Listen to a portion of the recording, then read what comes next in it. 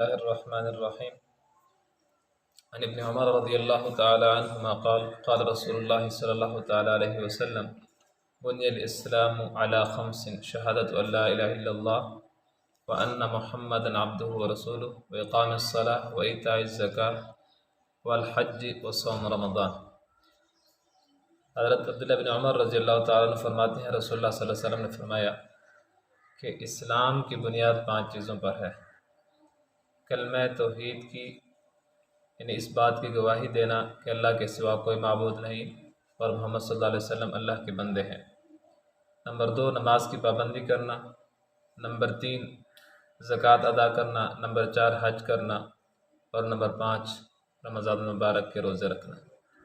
جیسے کسی عمارت کی بنیاد کے لیے اس کے ستونوں کی ضرورت ہوتی ہے، ویسے اسلام کی بنیاد ان 5 ستونوں پر قائم ہے۔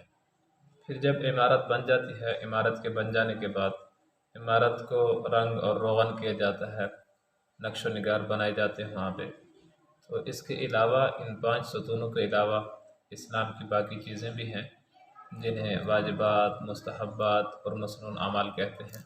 نماز وغیرہ کے علاوہ نوافل ہو گئے اور اسی طرح باقی چیزیں ہو گئیں، تو وہ مزید اس کو روشن اور خوبصورت کرنے کے لیے ہیں۔ جتنی مسنون اعمال کی پابندی کی جائے گی اتنا ہی ثواب ہوگا۔